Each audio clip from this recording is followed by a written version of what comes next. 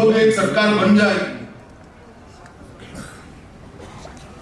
मगर क्या वो सरकार श्रीमंत शंकरदेव के स्वप्न को पूरा करेगी क्या? अगर आपने वोट देने में गलती करी तो भूपेन हजारिका की आवाज को दुनिया भर में फैला पाएगी क्या? अगर क्या आपने वोट देने में गलती करी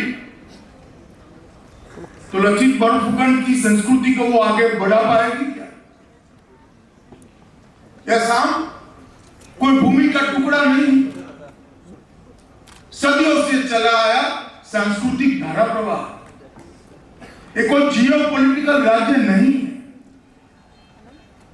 हजारों सालों की संस्कृति को धीरे धीरे धीरे धीरे धीरे संजोकर ब्रह्मपुत्र से भी बड़ी एक सांस्कृतिक नदी का एक प्रवाह। हमारी जिम्मेदारी कि सांस्कृतिक नदी का जो प्रवाह बहा है, असम में संस्कृति का जो प्रवाह है, उसको कोई रोक न पाए, इसकी क्षति न कर पाए, कहीं वो धारा प्रवाह कहीं सूख न जाए, वो ज्यादा वेगवान बने, वो ज्यादा सृजनात्मक बने, वो ज्यादा फलदायी बने, इसकी जिम्मेदारी हमारी। और लोकतंत्र के अंदर हमारे उद्देश्यों के परिपूर्ति के लिए हमारे संविधान में एक ही व्यवस्था, मतदान, चुनाव, चुनी हुई सरकार, पॉलिटिकल पार्टियों के एजेंडा के आधार पर चुनाव, और पॉलिटिकल पार्टियों का दायित्व है कि अपने एजेंडा को पूरा करना। यहां पर भारतीय जनता पार्टी, कांग्रेस और बदरुद्दीन अजमल के बीच में लड़ाई है।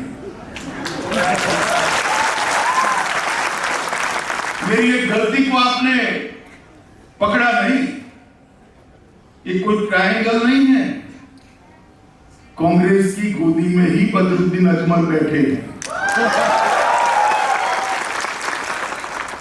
असम की महान जनता ने तय करना है कि श्रीमंत शंकरदेव के स्वप्न को कौन पूरा कर पाए। भारतीय जनता पार्टी और असम गण परिषद का गठजोड़ पूरा कर पाएगा, या फिर कांग्रेस और बदरुद्दीन अजमल का गठजोड़ पूरा कर पाएगा। मैंने असम का इतिहास पढ़ा है, काला पहाड़ के नाम को आज असम की जनता आज भी जानती हो। मित्रों, इसके लिए इतिहास में जाने की जरूरत नहीं है, कांग्रेस की गोदी में देख लीजिए, आज भी काला पहाड़ आपको दिखाई पड़ेगा। वो क्या शंकरदेव और माधवदेव के स्वप्न को पूरा करेंगे? वो भूपेन दास के स्वप्न को पूरा करेंगे क्या? मुगलों के रोकने वाले, अपने अणु अणु से असम की स्वाधीनता के लिए रक्त बहाने वाले लचित बड़फुकन के स्वप्न को पूरा करेंगे क्या? क्या वो घुसपैठ रोक पाएंगे क्या? ये तय करने का एक चुनाव है कि असम किस दिशा में करना है। और मित्रों, मैं आज जब यहां आया हूं आपके सबके सामने, तो आप लोग सिर्फ वोटर हो इसलिए नहीं आए। आपका दायित्व है कि जो विचार है असम के घर घर तक, असम के मतदाता तक, हर मतदाता तक पहुंचाने की आपकी जिम्मेदारी है। मैं कुछ तो युवा बैठे जो मेरे साइबर योद्धा हैं, कुछ एडवोकेट बैठे हैं, कुछ साहित्य परिषद के लोग बैठे हैं, कुछ वरिष्ठ नागरिक बैठे हैं। इस सब की जिम्मेदारी है कि हम असम की जनता का मार्गदर्शन करें कि कैसा असम चाहिए और जैसा चाहिए ऐसा कौन बना सकता है। अगर आप गहराई से सोचोगे तो ये चुनाव आपको, मुझे और असम की जनता को, तीनों को एक निश्चित लक्ष्य तक ले जाने वाला चुनाव बनेगा, जो स्वर्णिम असम का स्वप्न को पूरा करेगा।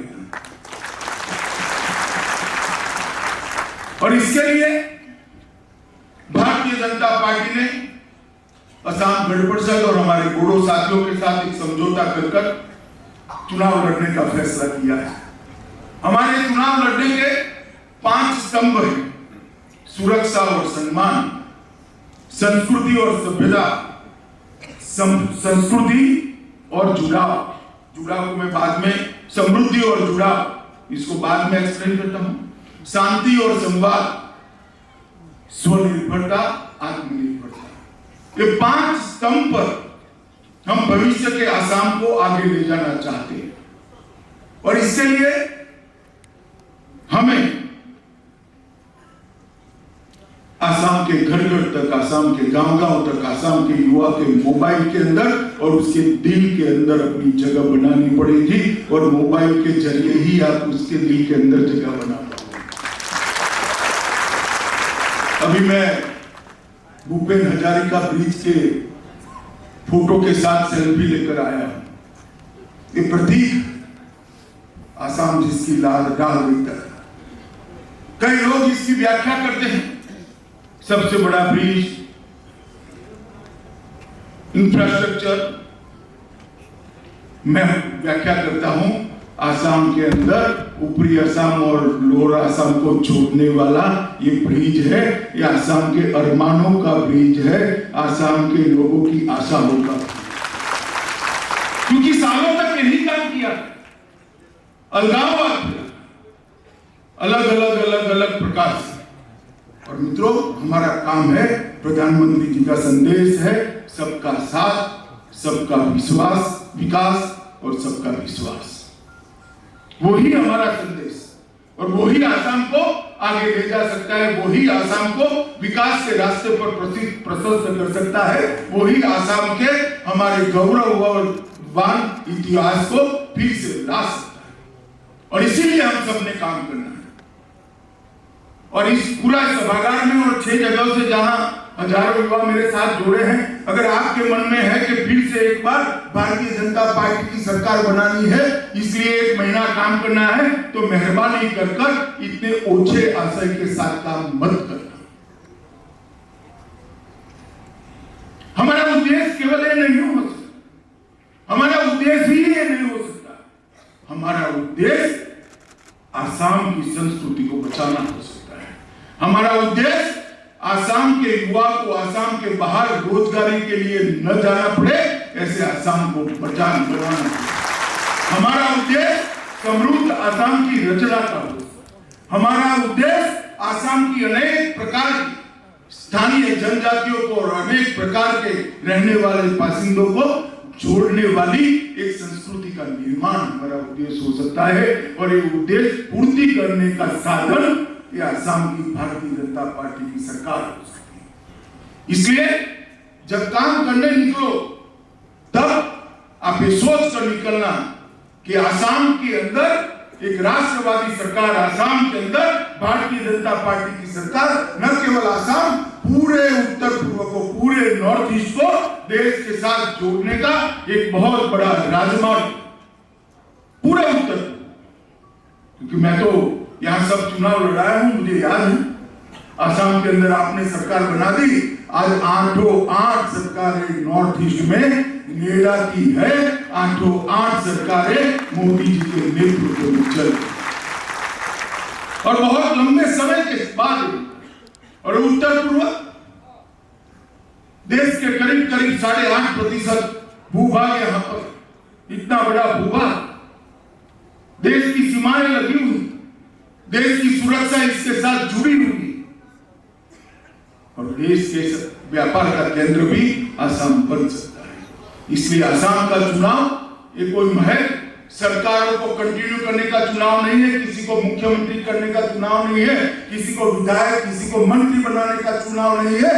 आसाम का चुनाव भारत के जीडीपी के अंदर आजादी के पूर्व उत्तर पूर्व का जो कंट्रीब्यूशन था, वो कंट्रीब्यूशन वापिस सिद्ध करने का चुनाव है, आसाम को समृद्ध बनाने। और इसलिए मैं आप सबको कहने आया हूं कि हम आगे आने वाले दिनों में काउंटिंग तक पूरा समय आसाम के अंदर फिर से एक बार भारतीय जनता पार्टी की और साथियों की पूर्ण बहुमत की सरकार बने, इसके लिए हमने लगाना चाहिए। मित्रों, आंदोलन, हिंसा, भ्रष्टाचार, तुष्टीकरण, घुसपैठ आतंकवाद, मानो 20-25 सालों से 80 के दशक से हम मानते ही नहीं थे कि इसके बगैर आसाम हो सकता है क्या। कितने आंदोलन झेले, कितने हमारे आसाम के बेटे मारे गए, कितनी घुसपैठ हुई। आसाम की अस्मिता की बात करने वाले घुसपैठ रोक पाएंगे? घुसपैठ नहीं रोक सकते तो आसाम की अस्मिता को क्या खाक बचाओगे? और आपकी गोदी में जब अजमल बैठा है और आसाम की अस्मिता की बात में तो शर्म नहीं आती आपको? किस मुंह से बात कर रहे हैं? आतंकवाद आसाम के अंदर आम आए दिन गोलियां चलती थी, जनजीवन ठप हो जाता था, कर्फ्यू लगे रहते थे। और मित्रों, भ्रष्टाचार की कोई सीमा नहीं है। मैं आज आपको दावे से कह सकता हूं, 5 साल हमने ऐसी सरकार चलाई है जिस पर भ्रष्टाचार का आरोप विपक्ष भी नहीं लगा सकता। एक पारदर्शी और प्रामाणिक सरकार है। और घुसपैठ के अंदर भी रोक ली। मित्रों, मैंने पहले ही कहा कि असमिया संस्कृति की पहचान और उसके संरक्षण की ये लड़ाई, मित्रों, जो हमारा महागठबंधन है, इसके लिए असमिया संस्कृति और उसका संरक्षण एक महत्वपूर्ण बिंदु है। मित्रों, कांग्रेस और बदरुद्दीन अजमल, आप किसी को भी नींद में से उठाकर पूछ लो, वो तुरंत कहेगा कि लोग असमिया संस्कृति की रक्षा नहीं कर सकते, नहीं कर सकते, क्योंकि इनके कंधे पर बैठकर ही अगर वो सत्ता में आए तो कल फिर से एक बार घुसपैठ होनी है, जो अपने पैरों के तले असम की संस्कृति को रौंदे, असम के साहित्य को खत्म करे, असम के संगीत को खत्म करे। और वो घुसपैठ रोकनी है तो भारतीय जनता पार्टी के अलावा कोई नहीं। और कांग्रेस पार्टी निर्लज होकर एक और सेक्युलरिज्म की बात करते और दूसरी ओर यहां बदरुद्दीन अजमल के साथ बैठे, केरल के अंदर मुस्लिम लीग के साथ बैठे और बंगाल के अंदर फुलपुरा शरीफ के साथ बैठे। एक ऐसी सेक्युलर पार्टी है, मेरी तो समझ में ही नहीं आता। इनकी सेक्युलरिज्म की व्याख्या शायद दुनिया में यूनिक पद्धति है। और आज भी मैं बिल्कुल असम के युवाओं के साथ संवाद करता हूं, जब वो कहते हैं कि साहब, कांग्रेस के साथ बदरुद्दीन अजमल को देखकर काला पहाड़ और सैयद सादुल्ला आज भी हमें याद आ रहा है, जिसने आसाम के अंदर धर्म परिवर्तन को फेंक दिया। कि आसाम की संस्कृति की रक्षा नहीं कर सकते, आसाम की अस्मिता की रक्षा नहीं कर सकते। आसाम की अस्मिता की रक्षा अगर कोई कर सकता है तो केवल और केवल भारतीय जनता पार्टी कर सकती है। और एक कर हमने बताया, भूपेंद्र पूरे नॉर्थ ईस्ट की आवाज बने और विशेषकर असम की आवाज बने। दुनिया भर में असम के साहित्य और संगीत को, असम के कला को उन्होंने दुनिया भर में पहुंचाया। 15 साल तक कांग्रेस की सरकार रही साहब, भूपेन हजारिका को भारत रत्न देना उनको याद नहीं आया। नरेंद्र मोदी सरकार ने पहली ही टर्म में भूपेन हजारिका को भारत रत्न दिया। असम के सत्र के अंदर मैं अभी शंकरदेव जी के सत्र में जाकर आया, पूरी जमीन, पूरी भूमि घुसपैठियों ने कब्जे करी, मगर वो खाली नहीं कराते थे, क्योंकि उनमें उनकी वोट बैंक छुपी हुई है। भारतीय जनता पार्टी की सरकार है जिसने बदरुआ सत्र के अंदर घुसपैठियों की भूमि को खाली कराकर आज फिर से नामगढ़ को प्रतिष्ठित करने का काम एक भारतीय जनता पार्टी ने। और बदरुद्दीन की भाषा तो सुनिए। और कांग्रेस कहती है भाषा सुधारो वरना हम आपके साथ नहीं रहेंगे। भैया किसने हो पाया आपको? आज ही छोड़ दो, भाषा तो उसकी वही है, इतने सालों से। मगर कहते हो भाषा सुधारिए वरना हम आपके साथ नहीं रहेंगे। किसको मूर्ख बना रहे हो भाई? आसाम की जनता को इस तरह से आप मूर्ख नहीं बना सकते। आसाम की जनता आपके सत्ता लोग को जानती है। जो कांग्रेस के नेता गोगोई साहब चुनाव जीतने के लिए कहते थे कि अजमल कौन, उनके बेटे आज ही अजमल के साथ मंच साझा करने में शर्म महसूस नहीं।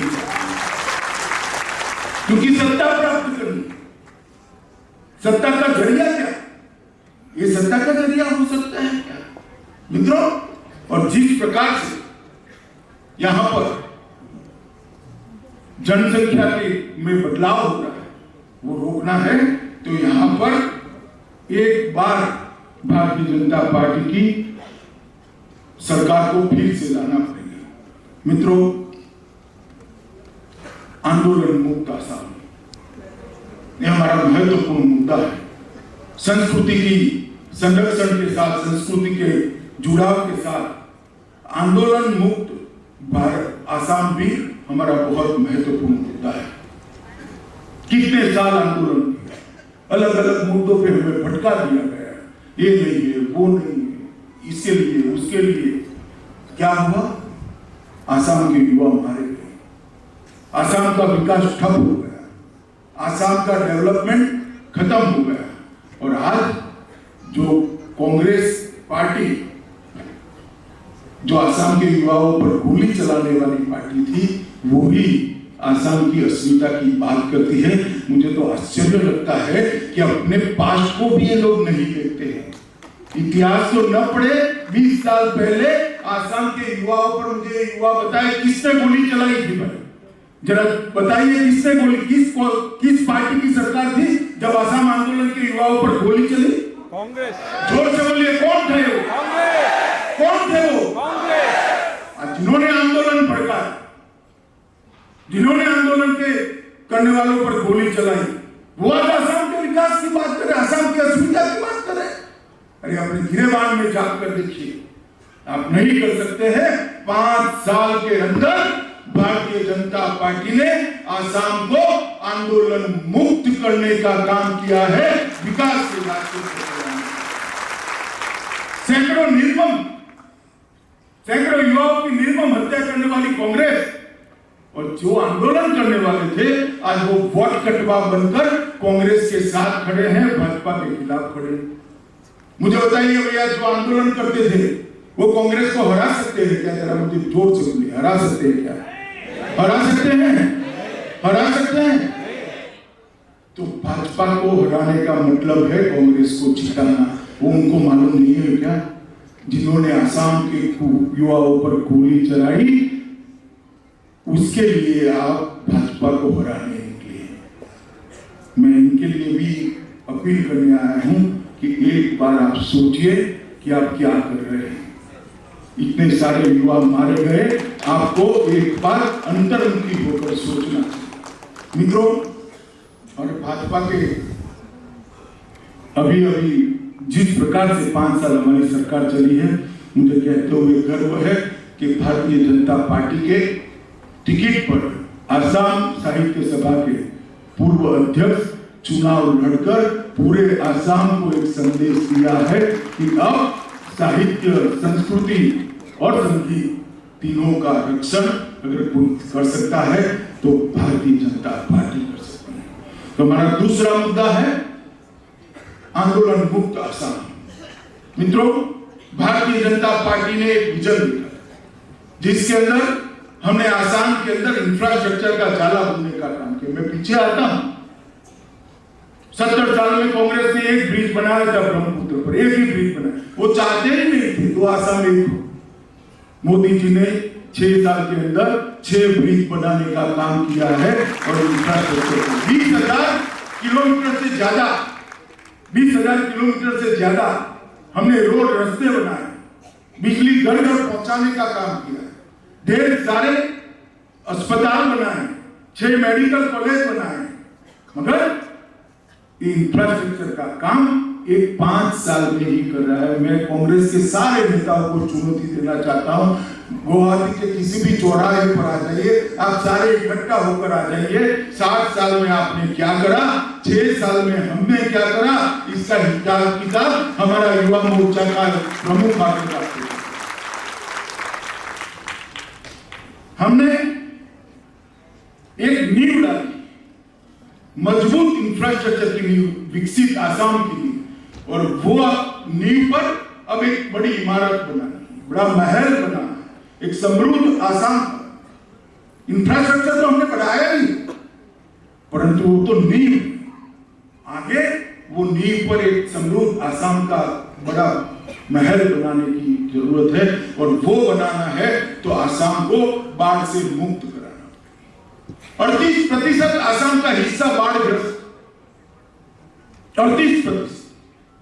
और प्रधानमंत्री मोदी जी ने शुरुआत कर दी सैटेलाइट पिक्चर के द्वारा, न केवल आसाम, पूरे नॉर्थ ईस्ट के विजुअल लेकर बाढ़ को कहां बड़े बड़े सरोवर में, बड़े बड़े तालाबों में तब्दील किया जा सकता है, पानी को डाइवर्ट कर इसकी शुरुआत की। और मैं आपको गारंटी कर देता हूं, एक बार फिर से भारतीय जनता पार्टी की सरकार बनाइए, सर्बानंद और हेमंत की जोड़ी को फिर से एक बार रिपीट कर दीजिए। मैं आपको बताता हूं कि बाढ़ मुक्त आसाम हम अगले 5 साल, आसाम का बाढ़ मुक्त होने का मतलब मालूम है, 70-80 हजार करोड़ का सालाना नुकसान होता है। एक 5 साल के अंदर 3.5 लाख करोड़ का नुकसान होता है। वो नुकसान को आप बचाते हो तो आसाम से बजट से बड़ी राशि उपलब्ध हो जाएगी, आसाम के विकास के लिए, युवाओं के भविष्य के लिए, स्वास्थ्य योजना। मगर कांग्रेस ने कभी नहीं सोचा, कभी नहीं सोचा इसको इसके साथ लड़ाना, उसको उसके साथ लड़ाना, और यही राजनीति करते रहे। मित्रों, मैं आपको कहता हूं कि हम बाढ़ मुक्त आसाम के बारे में भी आगे बढ़ने वाले हैं। सैटेलाइट के जरिए पूरे नॉर्थ ईस्ट का सर्वे कर दिया गया है। बड़े बड़े सरोवर और बड़े बड़े तालाब बनाकर वो पर्यटन के केंद्र भी बनेंगे और आसाम की बाढ़ को रोकने का कारण भी। और इसके लिए फिर से एक बार यहाँ भारतीय जनता पार्टी की सरकार है। मित्रों, हमने आसाम को घुसपैठियों से मुक्त करने का, मैं ही घोषणा पत्र रिलीज करने आया था, मैं पार्टी का अध्यक्ष। आज कोई भी सर्वे करा लीजिए, दुनिया में कहीं से भी सर्वे करा दीजिए, घुसपैठ करने से पहले 5 बार सोच रहे हैं, 5 बार। हर थाने को करेक्ट कर दिया गया है, जहां नदियां हैं, जहां बाढ़ नहीं बन सकती, वहां पर हमने वर्चुअल चौकियां बिठाई और वर्चुअल चौकियों की कनेक्टिविटी पुलिस थाने और पुलिस स्टेशन के अंदर करी है, सीमा सुरक्षा बल के जवानों के साथ करी है। और इसके माध्यम से हमने घुसपैठ को रोका। काजीरंगा के जंगलों के अंदर घुसपैठियों ने जमीन हड़प ली। ये कोई आज की बात नहीं है, गत 35 सालों से चलता था। किसी की हिम्मत नहीं थी अंदर जाकर गैंडों का शिकार करने वाले घुसपैठियों को रोके और काजीरंगा की जमीन को उनसे मुक्त कराए। हमारी सरकार ने एक दिन रात को तय किया, दूसरे दिन रात को काजीरंगा के जंगल में एक भी घुस, और इसके कारण आज लगभग गैंडों का शिकार नहीं हुआ। आसाम का गौरव, पर्यटन का आकर्षण केंद्र है गैंडा, और वो गैंडे को सुरक्षित करना, संरक्षित करना, ये हमारी जिम्मेदारी।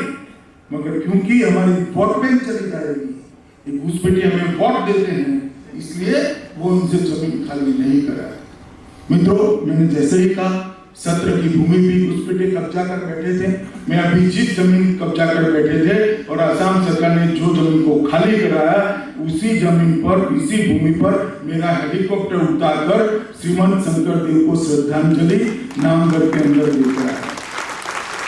मैंने पूछा कि वो भूमि कहाँ है, तो एसपी ने बताया कि साहब आप खड़े हो, वो वही भूमि है कि जो घुसपैठियों ने जब्त करी थी। मित्रों, ये सारी चीजें आसाम के विकास को बाधित दिखती नहीं। काजीरंगा के कारण टूरिज्म खत्म हो जाएगा, मालूम नहीं पड़ेगा। हमारा जनजीवन ठीक है, भाई नौकरी मिल गई है, नौकरी करो, शाम को आओ, टीवी देखो, खत्म। 5 साल में एक बार किसी को वोट दे दो, मगर उससे आसाम का विकास होगा क्या? उससे आसाम का भविष्य संवरेगा क्या? मैं मानता हूं।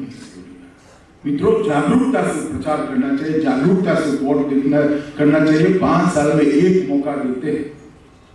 मैं यहाँ बहुत सारी बहनें हैं, मगर युवा अवस्था की बहनें, जब माता जी मटकी लेने जाती है पानी की, अब तो मटकी भी कम लेते हैं, जग में पानी रखने का चलन हो गया है, परंतु मटकी लेते, मटकी समझते हो ना भैया, क्या कहते हैं असमी में? लेने जाते हो, उस पर टकोरा लगाते हो ना, है कि पक्का है या कच्चा रह गया है? बिल्कुल लगाते हैं ना। कितने रुपए की मटकी आती है बताओ? 150 रुपए की। 150 रुपए की मटकी लेने में 10 टकोरा लगाते हो। जिसको 5 साल आसाम के देना है, टकोरा लगाकर वोट देना भाई, कहीं चला वरना 5 साल भुगतना पड़ेगा आपको। इसलिए मैं कहता हूं कि वोट देने के पहले इस सारे चीजों को आपको कौन किस पार्टी के साथ, कांग्रेस और अजमल साथ है, आंदोलन मुक्त आसाम कौन बना सकेगा, बाढ़ मुक्त आसाम कौन बना सकेगा, घुसपैठिया मुक्त आसाम कौन बना सकेगा, और आतंकवाद मुक्त आसाम कौन बना। अलग अलग प्रकार के हथियारी ग्रुप इतने साल से आसाम की भूमि को रोंदते रहे, लोगों को मारते रहे। खून चाहे सिक्योरिटी के जवान का बहा, चाहे आसाम की जनता का बहा, चाहे उग्रवादी का बहा, खून तो भारत के लोगों का ही बहा। अगर चिंता नहीं की, कभी चिंता नहीं। एक 5 साल के अंदर अलग अलग 10 ग्रुपों के 2000 युवा हथियार छोड़ चुके हैं और मुख्य धारा में वापिस आ गए। 5 साल के अंदर एक भी बड़ी उग्रवादी घटना आसाम के अंदर उग्रवादी नहीं कर पाए हैं। मैं मानता हूं कि भारतीय जनता पार्टी की बहुत बड़ी सिद्धि। ये बोडो समझौता इतने सालों से सफल नहीं होता। मोदी जी के नेतृत्व में 2020 के अंदर हमने बोडो समझौता किया और पूरा बोडो क्षेत्र बोडो नॉन बोडो के झगड़े से बाहर आ गया। अभी अभी चुनाव हुआ, चिंता मत करना मित्रों, वहां पर भी कमल खिला है, कमल खिला है। और आज आतंकवाद मुक्त आसाम करने का जो अभियान था वो लगभग समाप्ति के आरे पर है। 2000 से ज्यादा लोगों ने 1600 से ज्यादा हथियार जमीन पर डालकर सरेंडर किया है। हमारा कार्बी और अंगलोंग शांति समझौता भी हो गया है, उन्होंने हथियार तो डाल ही दिए है। इलेक्शन कमीशन की परमिशन मिलेगी तब समझौता भी हो जाएगा। एक और बड़ा जिला आज आतंकवाद मुक्त हो जाएगा। धीरे धीरे कर पूरे आसाम को आतंकवाद मुक्त बनाने का मोदी जी का सपना है, वो हमने लगभग 5 साल के अंदर भी पूरा किया है। और छोटी मोटी जो कसर बाकी है, मुझे तो भरोसा है भारतीय जनता पार्टी की सरकार बनने वाली है। जो कसर बाकी है पहले ही साल में समाप्त कर आसाम को आतंकवाद मुक्त आसाम बनाने का काम एक भारतीय जनता पार्टी। कांग्रेस ने अपने स्वभाव के अनुरूप 2 काम किए, परिवारवाद की राजनीति चलाई, तोड़ो और राज करो, विवाद झगड़ा लगाओ और राज करो की नीति अपनाई। उन्होंने असमी बोलने वाले लोग और बांग्ला भाषियों को लड़वाया, प्लेन्स और हिल्स को लड़वाया, अपर आसाम और लोअर आसाम को लड़ाया। मगर इस सब के पीछे मकसद क्या? मकसद यही था कि सारे झगड़े होते रहे और वो आराम से राज करते रहे। उनको मालूम नहीं था कि यहां तक भारतीय जनता पार्टी पहुंच जाए। मित्रों, आपने एक बड़ा फैसला किया, भारतीय जनता पार्टी को पूर्ण बहुमत की सरकार दी। 5 साल के अंदर हमने सारे झगड़े को समाप्त कर आसाम के अंदर शांति, सुख, समृद्धि लाने का रास्ता आज प्रशस्त कर दिया है। बोडोलैंड में शांति है, कार्बी आंगलोंग में शांति है, आसाम के अंदर शांति है। और शांति का रास्ता जो निकला है वो ही कर्फ्यू मुक्त आसाम बना सकता है, वो ही आंदोलन मुक्त आसाम बना सकता है। और ये भारतीय जनता पार्टी ही कर सकती है। मित्रों, आसाम का गौरव है श्रीमंत शंकर देव की विचारधारा। वैष्णव संप्रदाय को श्रीमंत शंकर देव ने यहां पर भक्ति संप्रदाय को, वैष्णव संप्रदाय को आगे बढ़ाया, जिससे महात्मा गांधी स्वयं बहुत प्रभावित थे महात्मा गांधी। और पूरा जीवन शंकर देव जी ने संप्रदाय को आसाम के लोगों के आत्मा के कल्याण के लिए लगाया और उन्होंने आसाम की संस्कृति को और धर्म को नामकर केंद्र बनकर करा। सिर्फ धार्मिक उपासना केंद्र नहीं है, गांव के छोटे छोटे झगड़े वहां निपटाए जाते हैं।